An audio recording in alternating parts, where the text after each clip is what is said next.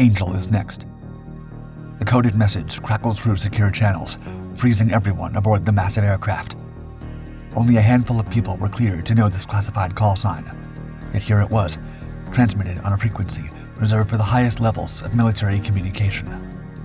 Colonel Mark Tillman's eyes darted to his radar display. An unidentified aircraft had gone dark, transponder silent, no radio contact, and was flying uncomfortably close to their flight path. Tillman banked the enormous jet sharply, executing evasive maneuvers rarely used outside of training scenarios. His passengers included the most powerful person in the world, now potentially in the crosshairs of an unknown threat. In the conference room, 6 rows behind the cockpit, Secret Service agents whispered urgently as military commanders demanded fighter support. Through the cabin windows, the peaceful blue sky suddenly seemed dangerously exposed. What had begun as a routine flight had transformed into something unprecedented. Air Force One, the flying fortress that had never been successfully attacked in its history, was now being hunted. Flying presidents. On October 11, 1910, Theodore Roosevelt made history as the first U.S. president to take flight. Although out of office, the former commander-in-chief climbed into a Wright Flyer at Kinloch Field, Missouri, and soared over a stunned crowd. It was little more than a brief overflight at a county fair, but it marked the beginning of a new era, one where the leader of the United States would rule not only on land and sea, but in the skies. Franklin D. Roosevelt became the first sitting president to fly, but his early flights were far from the high-tech, high-security missions of later years. In 1933, the U.S. Navy modified a Douglas Dolphin amphibian into a VIP transport with plush seating for 4 and a compact sleeping compartment. Designated RD-2, it was based at Anacostia Naval Air Station and remained in service through the end of the decade. As World War II raged, German U-boats made transatlantic ship travel too risky, forcing Roosevelt to embrace the skies. In January 1943, he crossed the Atlantic to the Casablanca Conference in Morocco aboard a Boeing 314 Clipper, a Pan Am-operated flying boat. The aircraft covered 5,500 miles in 3 legs, demonstrating the strategic necessity of presidential air travel. But relying on commercial airlines was a liability. The U.S. Army Air Forces stepped in, modifying a consolidated C-87A, originally a cargo variant of the B-24 Liberator, into a presidential transport. Named Guess Where 2, the aircraft had the range and space needed, but the C-87's poor safety record and bomber lineage made the Secret Service balk. The plane was reassigned to VIP duties, ferrying First Lady Eleanor Roosevelt on a 1944 goodwill tour of Latin America. The Secret Service turned instead to the Douglas C-54 Skymaster. The newly configured VC-54C, named Sacred Cow, featured a private sleeping area, a radio telephone, and even a retractable elevator to lift Roosevelt's wheelchair into the aircraft. In February 1945, Roosevelt took his only flight aboard the Sacred Cow, a journey to the Yalta Conference. In July 1947, aboard the Sacred Cow, President Harry S. Truman signed the National Security Act, officially establishing the U.S. Air Force as an independent branch. Soon after, the aging C-54 was replaced by a Douglas VC-118 Liftmaster. Truman named it Independence after his hometown in Missouri, and its nose was painted to resemble a bald eagle. The aircraft boasted a more comfortable cabin, a stateroom in the aft fuselage, and seating for 24 passengers. When Dwight D. Eisenhower took office in 1953, he upgraded the fleet. The most promising addition was the Lockheed C-121 Constellation, a sleek, triple-tailed aircraft powered by 4 Wright R-3350 duplex Cyclone radial engines. Columbine 2 and Columbine 3, named after First Lady Mamie Eisenhower's adopted home state Flower, became the primary transports. Then, a near catastrophe in 1954 led to a crucial change in presidential aviation. Eisenhower's aircraft, designated Air Force 8610, was en route when an Eastern Airlines commercial flight, also numbered 8610, entered the same airspace. For a brief, nerve-wracking moment, air traffic controllers struggled to differentiate between the two, risking a mid-air collision. The mix-up underscored a dangerous flaw in their system. With multiple aircraft using similar call signs, even minor miscommunication could lead to disaster. To eliminate this risk, the Air Force introduced a new protocol. Any aircraft carrying the President of the United States would be designated Air Force One, ensuring immediate recognition and priority in all air traffic control communications. From that point forward, no flight would ever share a call sign with the Commander-in-Chief's aircraft, preventing confusion and reinforcing the absolute importance of presidential air safety. Eisenhower also introduced the first true executive transport jets, 3 Boeing 707-120s, designated VC-137A and numbered SAM 970, 971, and 972. These aircraft could cruise at 600 miles per hour, twice the speed of the Constellations. In 1959, Eisenhower took SAM 970, nicknamed Queenie, to meet West German Chancellor Konrad Adenauer, becoming the first U.S. president to fly on a jet.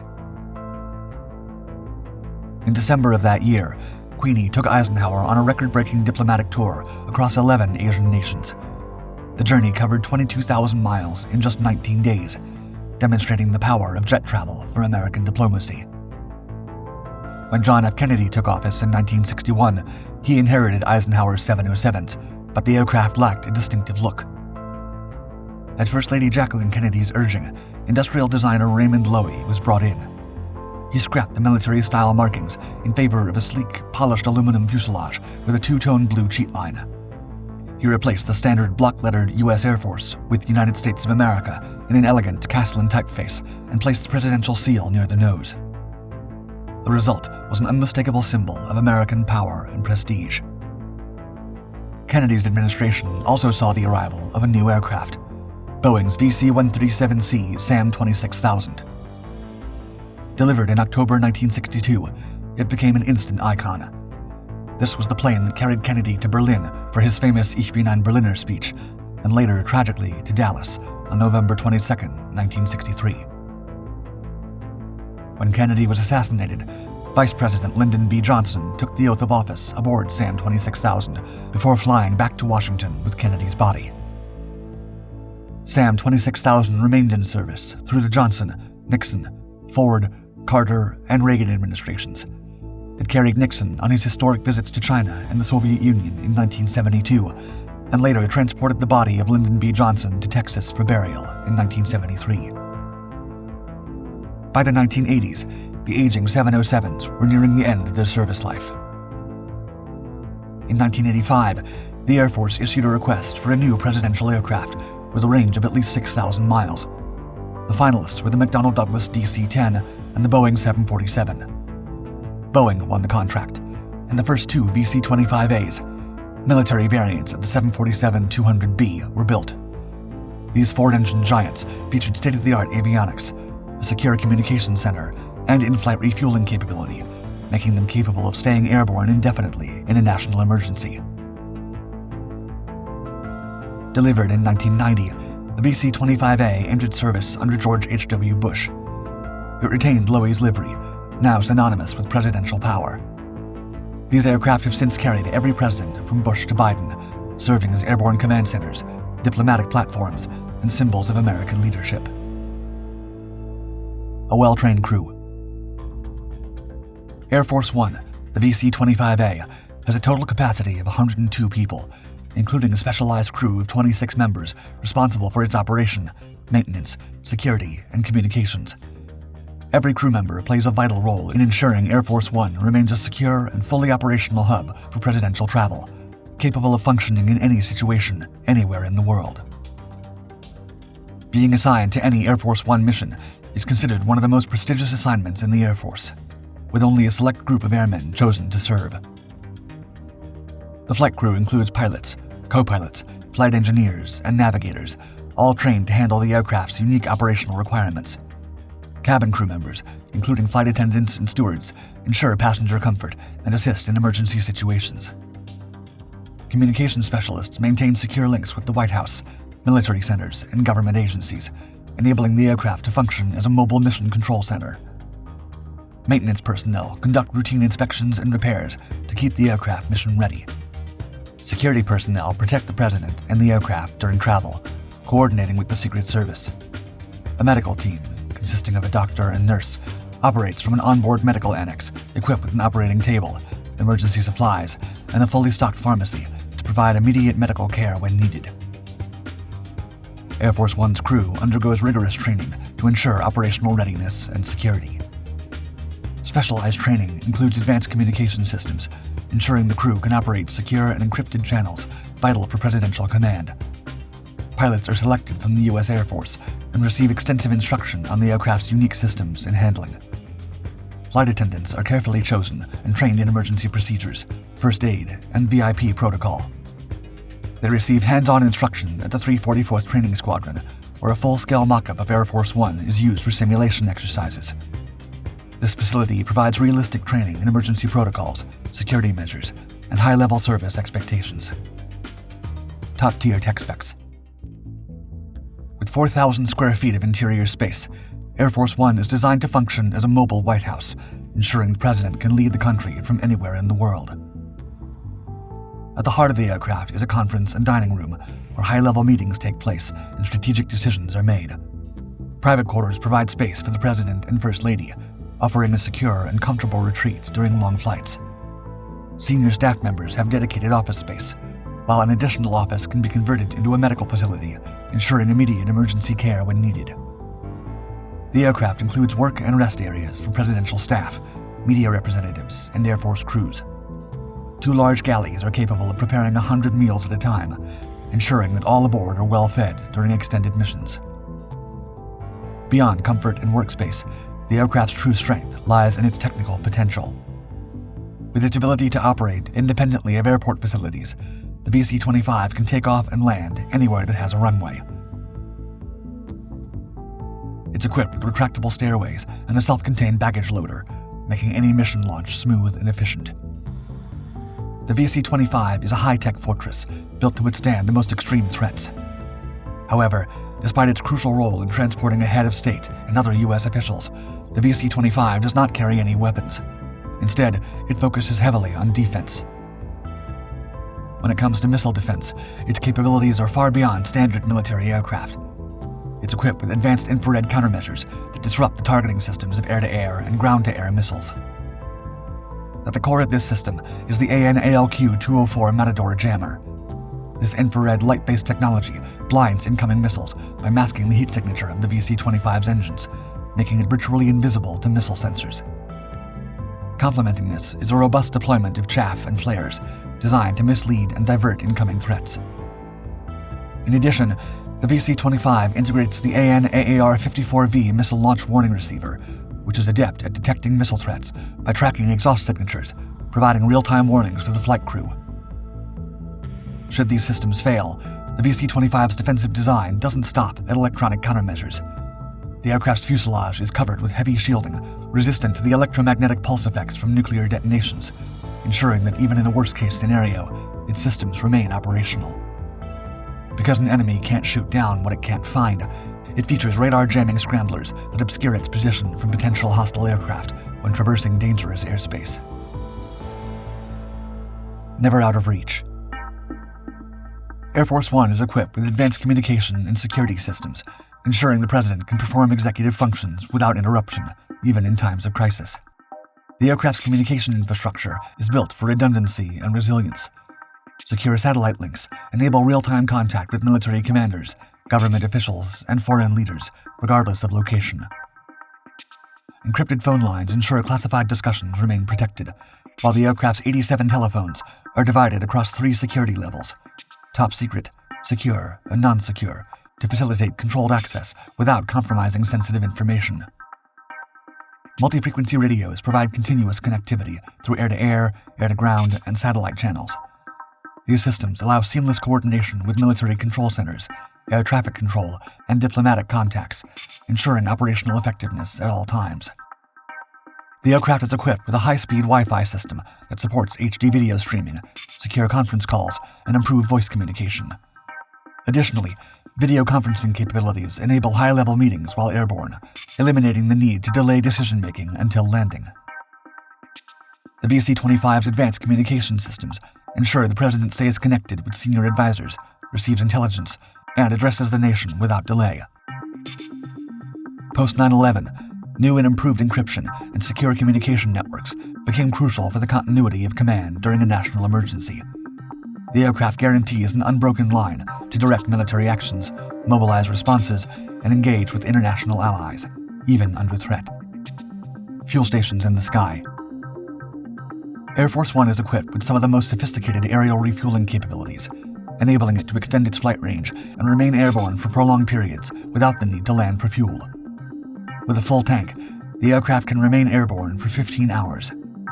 The aircraft is fitted with a refueling receptacle on the top, which connects to a tanker aircraft, such as the KC-135 Stratotanker or KC-10 Extender.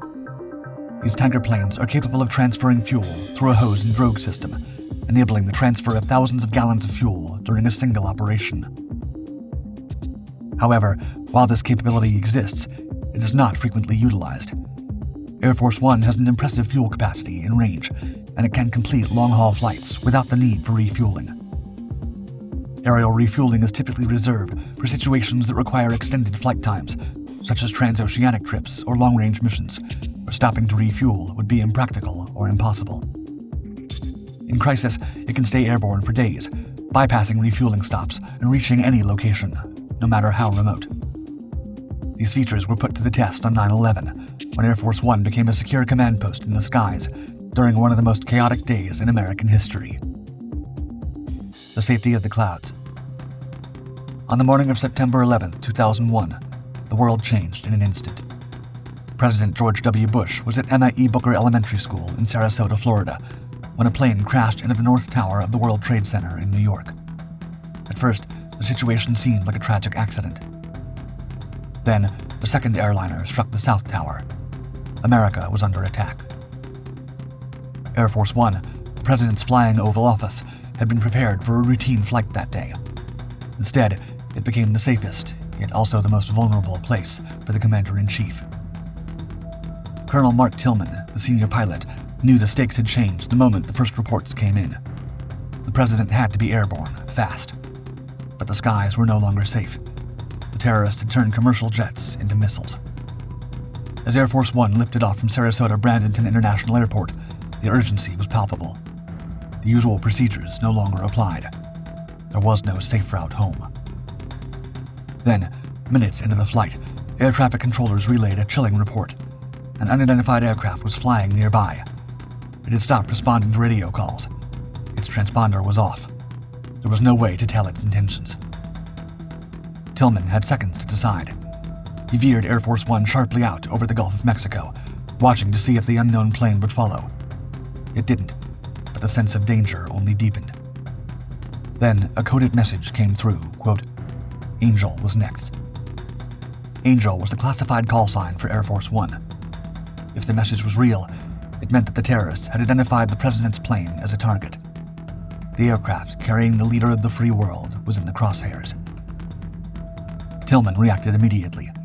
He called for military support, knowing that fighter jets were the only thing standing between Air Force One and disaster. As he recalled, quote, "At that point, I asked for fighter support. If an airliner was part of the attack, it would be good to have fighters on the wing to go ahead and take care of us." With the possibility of an attack still looming, the decision was made.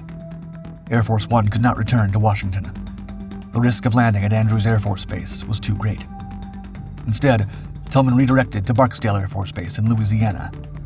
There, President Bush recorded a brief but defiant message, vowing that those responsible for the attacks would be held accountable.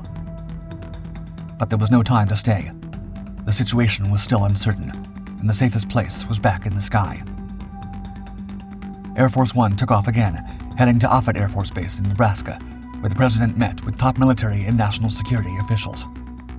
The aircraft had become a mobile war room, a secure place from which the nation's response was being formulated in real time. Later, intelligence reports would suggest that some warnings, like the Angel is Next message, were the result of miscommunication. But in the chaos of that day, every threat had to be treated as real. As night fell, Air Force One finally returned to Washington, D.C. The plane had carried the president safely through one of the most perilous days in American history. That day, Air Force One was more than just a symbol of American power. It was a fortress in the sky, shielding the Commander-in-Chief while the nation reeled from an unprecedented attack. Leading the pack. When world leaders take to the skies, their aircraft serve as both practical transportation and powerful symbols of national prestige. None, however, commands the respect or reflects the global influence of Air Force One. The technological gap between America's flying fortress and its closest competitors tells a story beyond mere aviation specifications. While Russia's Ilyushin IL-96 flying Kremlin boasts impressive dimensions with its longer wingspan, it falls short where it matters most. 300,000 pounds lighter at takeoff, markedly slower in flight, and critically limited in defensive measures. President Putin's transport lacks the comprehensive defensive suite that makes Air Force One virtually impregnable. This pattern repeats across the diplomatic airspace. The United Kingdom settled for modifying existing aircraft, retrofitting a Royal Air Force Voyager, essentially a militarized Airbus A330 with secure communications and missile detection systems in 2015. The British approach emphasizes functionality with understated elegance, but lacks the purpose-built integration that defines the American aircraft. Perhaps most revealing is China's approach. Despite projecting global power on multiple fronts, the Chinese president travels aboard borrowed commercial Boeing 747-400s, temporarily modified for each international journey. After serving their diplomatic purpose, these aircraft return to Air China's passenger fleet, a stark contrast to the dedicated American presidential fleet that stands ready at a moment's notice. Germany's newly acquired Airbus A350-900 at Konrad Adenauer represents Europe's most advanced attempt to match Air Force One's capabilities. Despite its state-of-the-art communication systems and defensive technologies, it remains focused primarily on transport rather than serving as a fully operational command center. The innovation gap widens further when examining Israel's Wing of Zion, a modified Boeing 767 equipped with advanced missile defense systems that triggered domestic criticism for its $200 million price tag, less than one-fifth the cost of a single VC-25A. Canada's CanForce One fleet of Airbus A310s CC-150 Polaris represents an even more modest approach, prioritizing practical transportation over technological superiority. Air Force One stands alone, not merely as the best aircraft in its class, but in a class entirely its own. Yet, as far ahead as it is from any other country's presidential aircraft, the U.S. Air Force is already advancing to the next generation. Soaring into the future.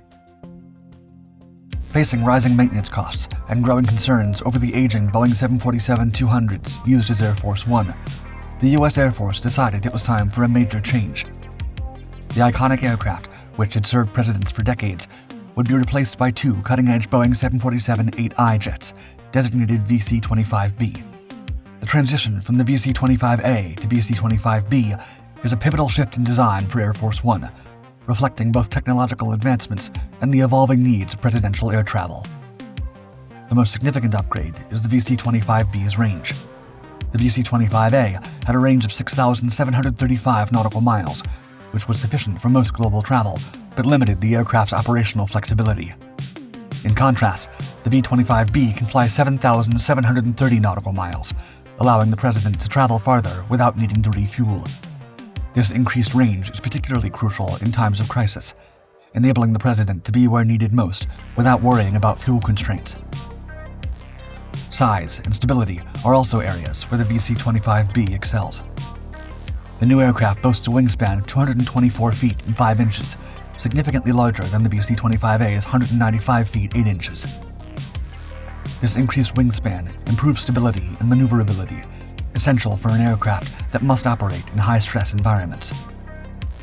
The larger size also allows the VC-25B to accommodate more equipment, personnel, and advanced technologies, further enhancing its capabilities as a flying operations hub.